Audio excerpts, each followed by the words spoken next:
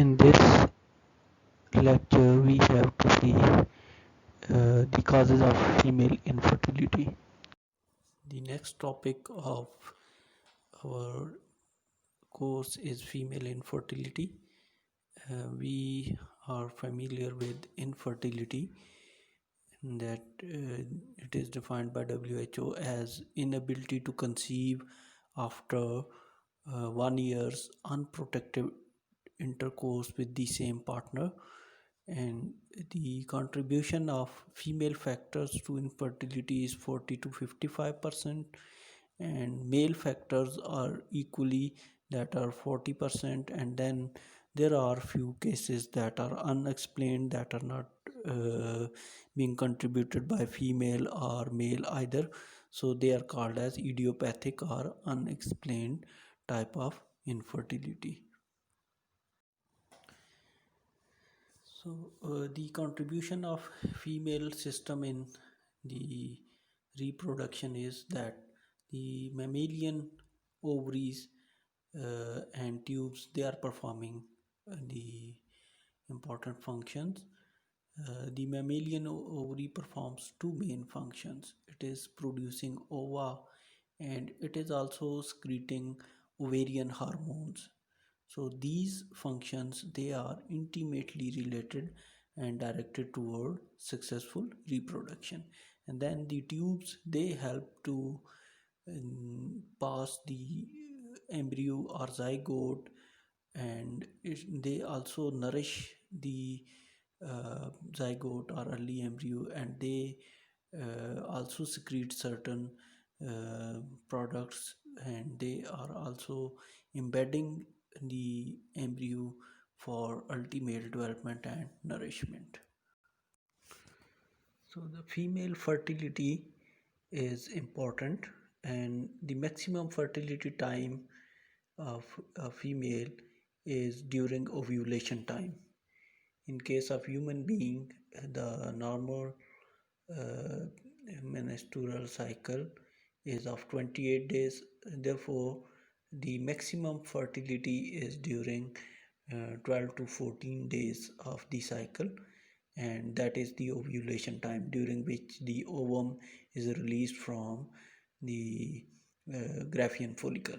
So the maximum fertilizability is our fertility time span of ovum is 24 hours, but for sperms it is 72 hours. And we know in case of females, the number of primary oocytes in ovaries are predetermined, and they are finite, mean they have a limit. The females, they can release a particular number of ovum, and in case of males, the spermatogonial cells, they keep on dividing during the life of the male and producing more sperms. And we can say male, they don't go under the deficiency of sperms during their lifetime. So the primary oocytes that are finite in number, they are also diploid. They are not haploid. They are arrested at the diplotein phase, prophase 1 of meiosis, and at the time of ovulation, this meiosis 1, it gets complete, and haploid secondary oocyte plus first polar body is released. Formation and ovulation of ovum or oocyte are required for normal fertility.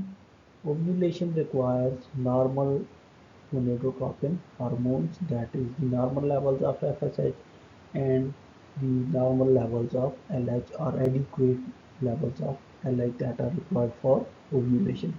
So FSH, it acts directly on the granulosa cell of the follicle and helps to grow them, to divide them, and help the give signals to the ovum to grow.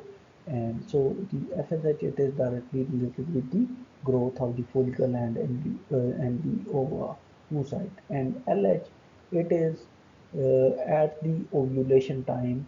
It helps in the ovulation.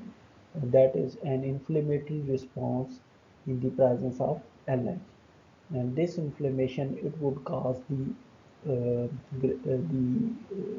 theca cells to get ruptured and to release the ovum that is bound with the layer of granulosa cell called as corona radiata. And so the LH, it is producing three functions. It is helping in ovulation itself at the mid cycle of the menstrual cycle, and then it helps to complete meiosis 1. We know the primary oocyte in female, they were arrested at the prophase 1 of the meiosis 1. So when there are surges or the peaks of LH during ovulation at the mid cycle, the meiosis 1 would get complete.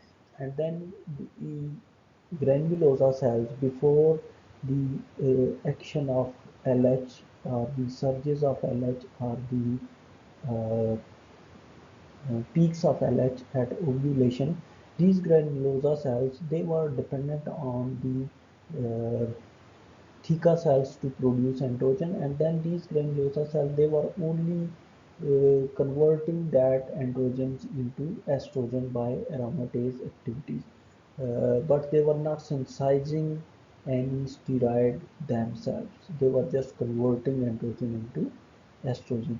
But during ovulation, when there are peaks of the LH, these granulosa cells, they have activated few genes in order to produce progesterone by themselves.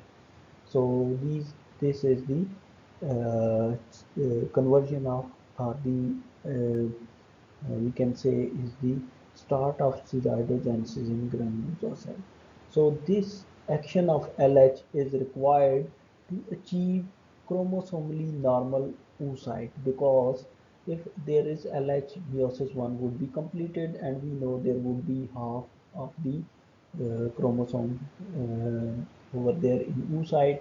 So if LH surges, they would not come, chromosome number remain double, and that would be chromosomal abnormality in oocyte. And it also, the peaks of LH, they also help to synthesize a healthy follicle in order to release estrogen and during development of the follicle. And this estrogen, it helps to synthesize or to grow the uterus lining, that is the endometrium. So in order to implant the embryo if fertilization occur. And then the LH surges or LH, it also helps to produce healthy corpus luteum in order to produce a lot of progesterone if the fertilization occur, in order to sustain pregnancy by increasing the secretory capability of the uterus, endometrium of the uterus, in order to nourish and implant the embryo. So we can say if there is no ovulation, there would be no egg and there would be infertility. So ovulation, if there is ovulation failure, it means there are no eggs, and then there would be infertility.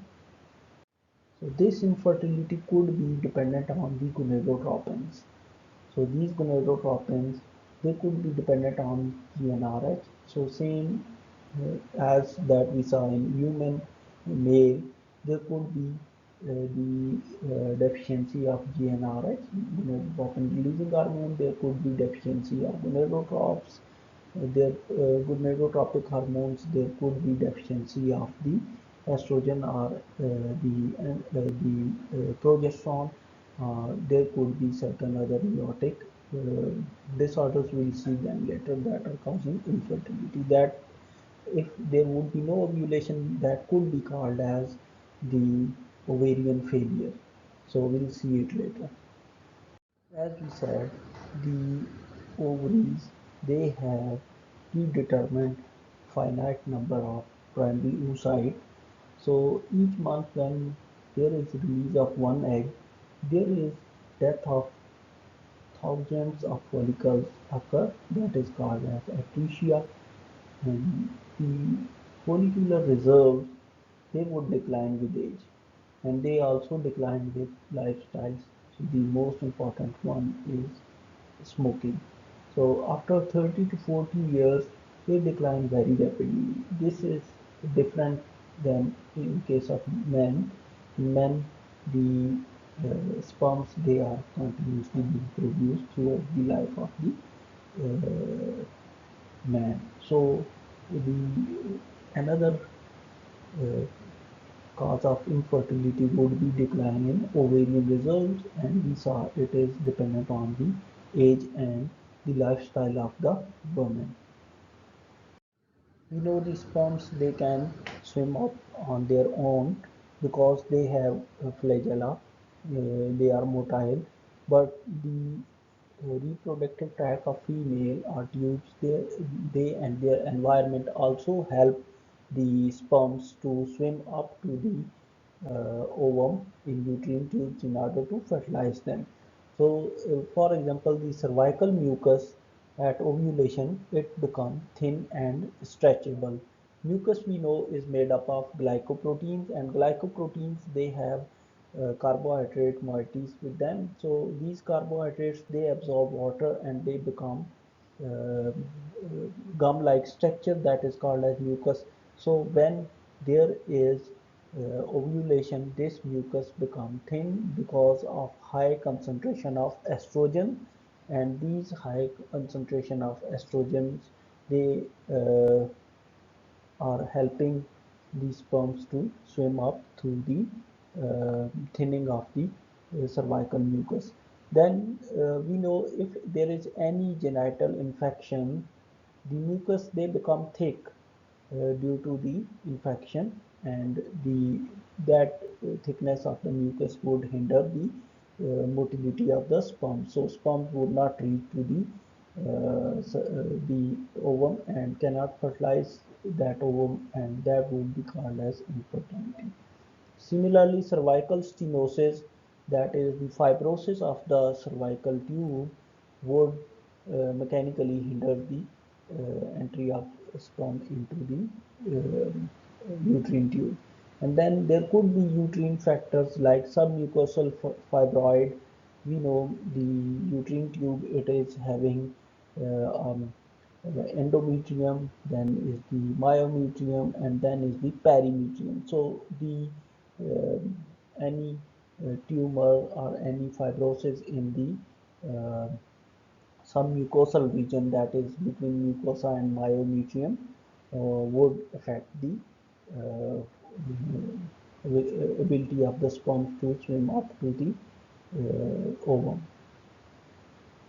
There is another thing, that is another function that is performed by the female reproductive system, is called as capacitation of the sperm. So the capacitation is the hypermotility of the sperm that is achieved in by sperms in the female reproductive tract, that started from cervix to uterine tubes, and it may take 7 hours. So this hypermotility, it is required by the sperm to penetrate the corona radiata, that is the remaining granulosa cells on the ovum, and then the zona pellucida, the membrane that is enclosing the ovum. So if the sperms, they would not get capacitation due to the specific environment of the female reproductive tract, those sperms, they cannot penetrate corona radiata, they cannot penetrate zona pellucida to reach to the oocyte. That would lead to infertility. We know when there is capacitation, after that the sperms, they would bind with zona pellucida, there would be acrosomal reaction, and acrosomal reaction is the rupturing of the acrosome present on the sperm head, and there would be release of enzymes. These enzymes, they help the sperms to penetrate, and then there would be fusion of sperm with the ovum membrane. And then in order to hinder polyspermy, there would be cortical reaction, and that cortical reaction means there would be release of cortical granules containing the calcium. So this calcium, it would help the zona to become hard in order to avoid other sperms to enter into the ovum in order to fertilize it. So only one sperm is ensured in order to fertilize the ovum. Then at the same time, this secondary oocyte, it is because arrested at metaphase of meiosis 2. Now it would complete meiosis, and then there would be fusion of pronuclei, and that would be formation of a zygote. So here we see the fertilization. It also helps the secondary oocyte to complete meiosis. If there is failure of this fertilization due to any components insufficient or inefficient, there could be the incompletion of secondary, that is meiosis 2, and there would be abnormalities in chromosomal structure of the chromosomal number or karyotype of the zygote. We know that tubes of female reproductive tract, they are very important for from the process in which fibri of the uterine tubes or fallopian tubes, they are taking up, they are sweeping, their fingers are sweeping the ovum from ovaries. They also help in the passage of and the nourishment of the early embryo.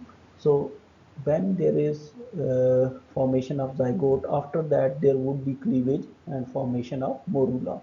So this morula, it starts to move in the tubes by the help of cilia and the muscles of the uterine tubes. So the cilia are present in the uterine tubes or fallopian tubes, and the muscles, they show a kind of peristaltic like movement in order to push the uh, zygote toward the uterus, and there would be tubal secretion also there that help the nourishment of early embryo.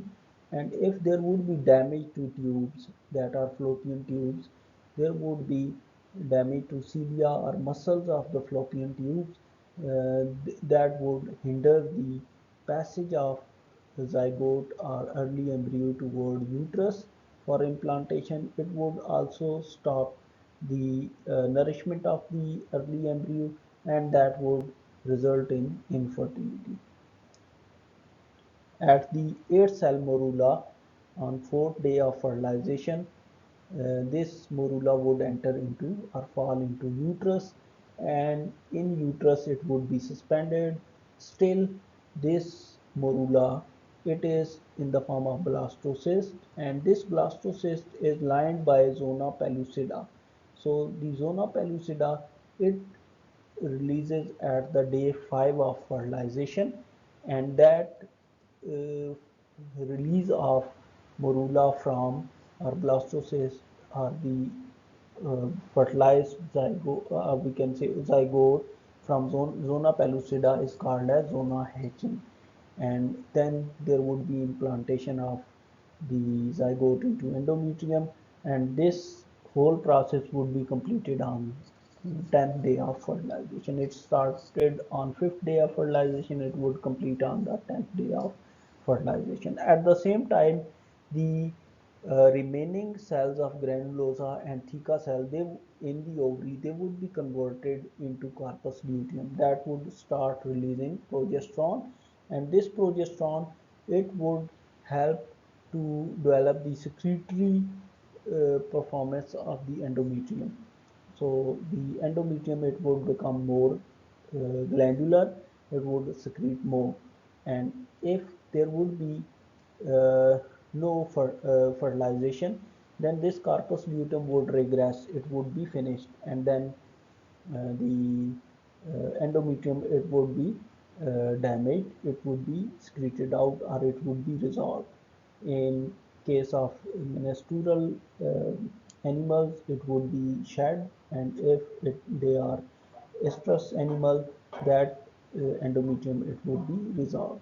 And if there would be fertilization, if there is implantation, then beta HCG, human chorionic gonadotropin, it would be released from the placenta, and that would sustain corpus luteum, and the corpus luteum, it keep on releasing progesterone, and that progesterone will change the endometrium composition into decidua, that is, we'll describe it later, in order to maintain the pregnancy. If we see causes of infertility in females, they would be uh, four factors that are either ovulatory, that are contributing 30% of the females, and they are luckily most common but most treatable, most easily treatable. They are easily reversible. They would include an ovulation when there is no release of ovum. It would be due to PCOS, that are the polycystic ovarian syndrome. It could be due to hypothyroidism. It could be hyperprolactinemia. Could be tubal for 20 to 30%. It would be pelvic inflammatory disease. It could be tuberculosis of the genital tract. It could be uterine 15%, that is due to uterus, Escherman syndrome, submucosal fibroid, endometriosis, could be cervical 5%, or the cervical. There would be anti-sperm antibodies that are produced by cervixes, and then the endometriosis, it also present in the cervix, and that would cause infertility. We will describe all these factors in detail in the next lecture.